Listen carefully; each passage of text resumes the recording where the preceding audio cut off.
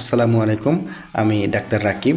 আমি আজকে আপনাদের সাথে মানসিক স্বাস্থ্য বিষয়ক একটা খুব ছোট একটা বিষয় নিয়ে একটু কথা বলবো। বিষয়টা ছোট কিন্তু খুব গুরুত্বপূর্ণ।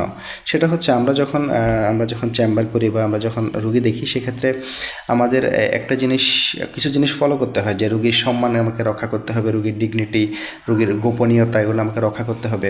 সেক্ষেত্রে এগুলোর সাথে সাথে একটা গুরুত্বপূর্ণ বিষয় আমাদের থাকে, সেটা হচ্ছে আমাদের নন জাজমেন্টাল হতে হয়। নন জাজমেন্টাল বলতে আমরা কখনো জাজ করব না যে রুগী যা বলছে তা কি একদম ভুল কিনা, হ্যাঁ, যে রুগী এটা বলতেছে এটা ভুল।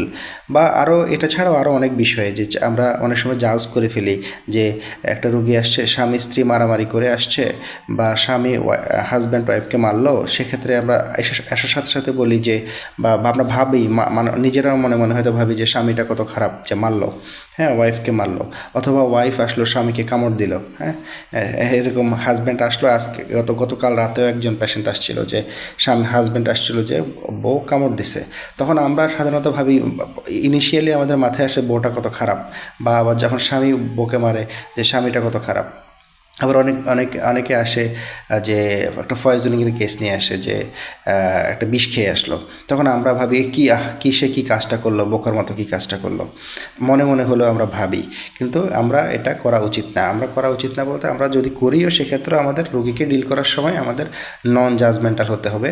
সেটা কীরকম, আমরা কখনো জাজ করতে যাব না যে কে অপরাধী, কে দোষী, কে ভুলটা করলো। কারণ হচ্ছে যে পয়জনিং নিয়ে আসলো, যে বিষ খেয়ে আসলো, আসলে সে তো, আমরা শুধু দেখি যে সে বিষটাই খেলো, এবং আমরা ভাবি যে সে কত বড় ভুলটা করলো। তার কি সাধারণ কমন সেন্স নেই যে এটা খেলে অসুবিধা হতে পারে?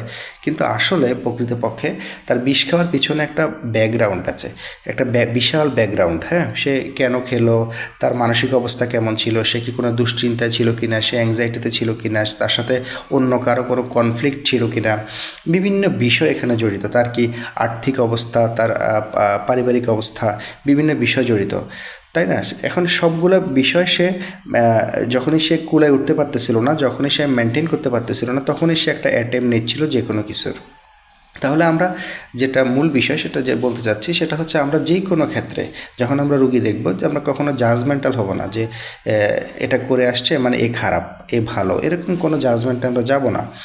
এখন এই ভিডিওটা করা হচ্ছে শুধু আমাদের প্র্যাকটিসের ক্ষেত্রে না, যে কোনো ক্ষেত্রে, হ্যাঁ, যেই কোনো কাজে, আমাদের দৈনন্দিন জীবনের যে কোনো কাজে, যে একটা লোক যখন আমার কাছে এসে একটা ঘটনা বলবে, যে একটা কাহিনী বলবে, যে ও তো এরকম করছে, আমরা সাথে সাথে জাজমেন্টে চলে যাব না যে ও তাহলে খারাপ।